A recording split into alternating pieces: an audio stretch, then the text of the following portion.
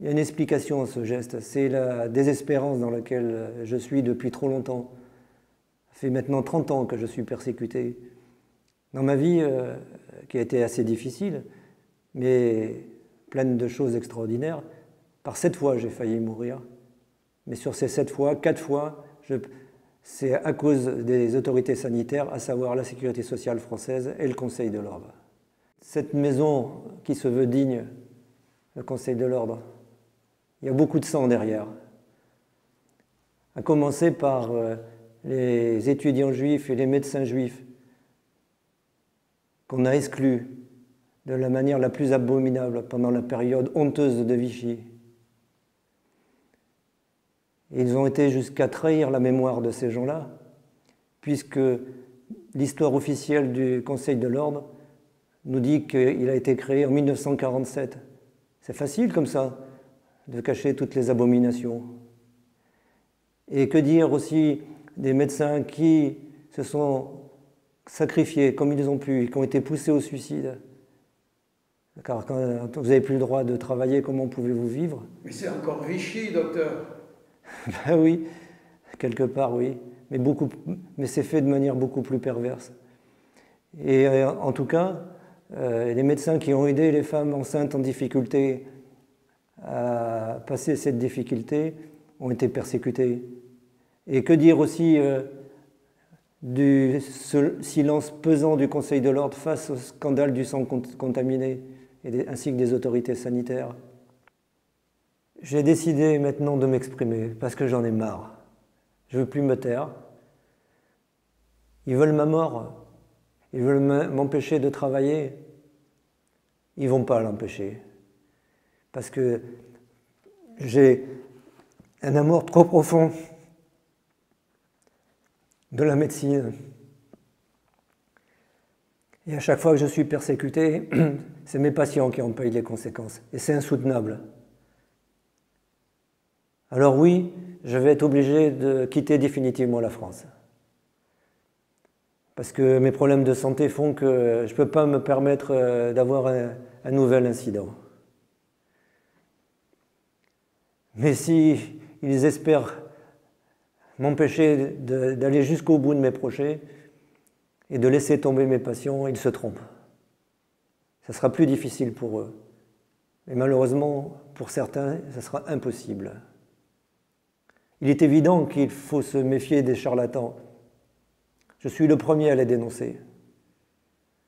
Maintenant, je suis en très net désaccord avec les autorités administratives sur la définition du mot charlatan.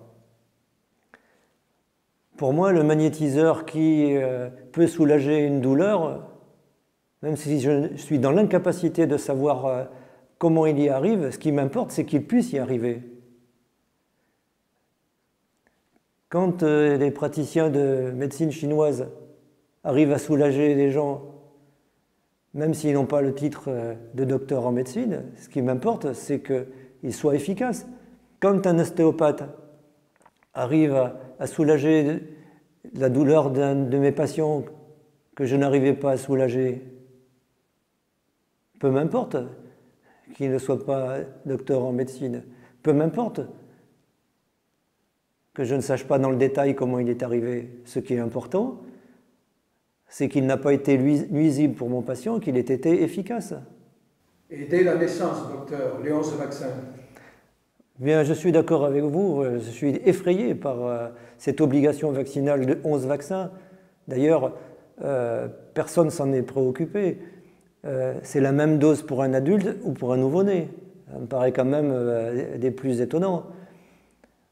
Et c'est lourd de conséquences. Et d'ailleurs, maintenant, c'est dans les projets, nous allons revenir comme à l'époque de Vichy, puisque les médecins conseils des caisses de sécurité sociale vont avoir obligation de dénoncer au Conseil de l'Ordre les médecins qui refusent de pratiquer ces 11 vaccins. Chers amis, gardez espoir. Aide-toi, le ciel t'aidera. Il est dit dans les Écritures, et c'est vrai. Je suis effectivement désespéré par ce monde de la médecine, d'une haute compétence technologique, mais ils ont oublié l'essentiel. C'est quoi l'essentiel?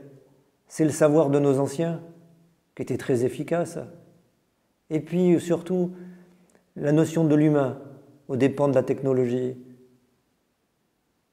J'ai pu constater à quel point notre hôpital était malade, puisqu'il est soumis à la politique du chiffre, et on a oublié la compassion, l'humanité, l'amour, aux dépens de la technologie. Et il faut que ça change. Malgré toutes ces difficultés, j'ai toujours essayé d'aller encore plus en avant. Mon premier projet sera de rapidement finir le livre que je suis en train d'écrire et qui retrace mon parcours personnel. Mais surtout, assez rapidement, je voudrais mettre en place une université consacrée à la médecine au sens noble du terme et qui me permettrait d'essayer d'apprendre à tous ceux qui voudront me rejoindre, partenaires de la santé, cet exercice très difficile qu'est la médecine, en passant par l'examen clinique, comme j'ai appris au lit du patient avec d'autres maîtres, et d'autre part, d'autres techniques qui sortent effectivement des sentiers battus, mais qui sont très efficaces. Ma vie a été toujours en relation avec une série de rencontres, des rencontres d'amitié. Et c'est comme ça qu'un jour, un patient d'origine polonaise est venu me voir en me demandant de prendre en charge sa belle-mère qui avait une tumeur du rectum, non opérable parce que 92 ans et énorme insuffisance cardiaque. Il s'avère que je sais examiner et je sais lire un dossier médical.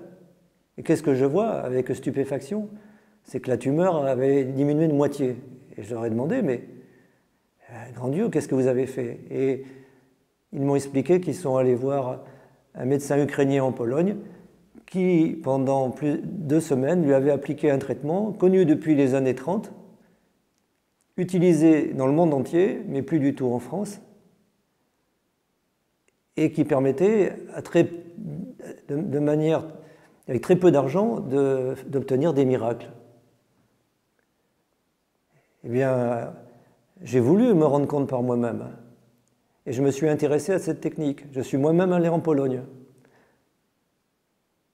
Et les miracles, j'ai pu les constater sur d'autres patients. Oui, vous pouvez vous dire, c'est complètement irréaliste ce qu'il raconte. Mais quand vous avez la chance, pour un médecin, d'être en face de quelqu'un qui a un cancer du pancréas et que vous voyez ce cancer qui disparaît sous 1 mois, et puis quand vous voyez que cette chance se renouvelle avec un autre patient, non pas en 1 mois, mais pratiquement 3 mois, et cet autre patient a eu uniquement cette vieille thérapie. Le problème de cette thérapie, c'est que son prix n'est pas de dizaines de milliers d'euros. Elle est très bon marché. Donc elle n'intéresse personne. Mais ils vont faire faillite, les labos. Mais c'est ça le problème. Ils vont faire faillite. Donc il faut éliminer les médecins qui vont préconiser ce type de stratégie. Et j'ai décidé aussi de m'exprimer complètement. Oui, j'assume, je soigne les patients en situation difficile, en dehors des protocoles standardisés. Moi, mon seul objectif, c'est de proposer aux gens qui viennent me voir le traitement qui me paraît le plus efficace, mais le moins toxique. Beaucoup sont surpris car je vais leur parler opération, chimiothérapie quand il y en a besoin, et d'autres thérapies. Et le temps, je sais que le temps m'est compté. Mes anges gardiens m'ont protégé, mais je ne sais pas combien de temps ça va durer. Donc je n'ai plus de temps à perdre. Je travaille en dehors du système de la sécurité sociale et les gens continuent à venir me voir. Pourquoi? Parce que je peux d'abord remercier mes maîtres, comme le baron Larrey, qui m'ont appris l'art de l'examen clinique, l'art de la médecine. Ce n'est pas une technique, la médecine, c'est un art. Et surtout, c'est l'amour. Oui, dans le bon sens du terme, J'aime mes patients et mes patients m'aiment. Ma vie a toujours été difficile. J'ai su ce que c'était de ne pas avoir d'argent. Mais moi, j'ai décidé de faire ce métier par conviction. Je l'aime.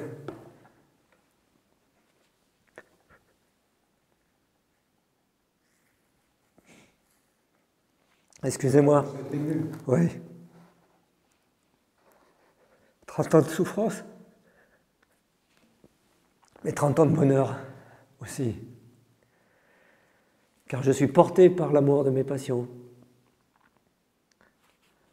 Vous savez, c'est un jeu dangereux d'ailleurs pour le médecin, car il faut savoir connaître ses limites, notamment par rapport à son ego.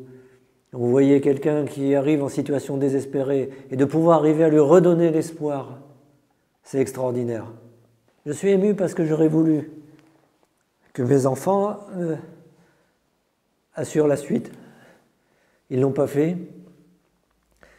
pour une bonne raison, parce qu'ils ont vu l'enfer que j'ai vécu.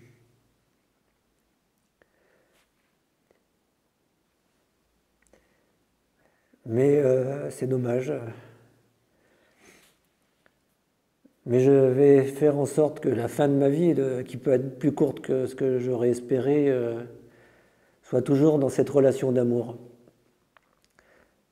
Je continuerai à me bagarrer jusqu'au bout. Moi, ma force, ça a été ma famille et la foi. Je l'ai découvert grâce aux difficultés que j'ai vécues. C'est vrai que je suis intimement convaincu d'avoir toujours été protégé par mes anges gardiens.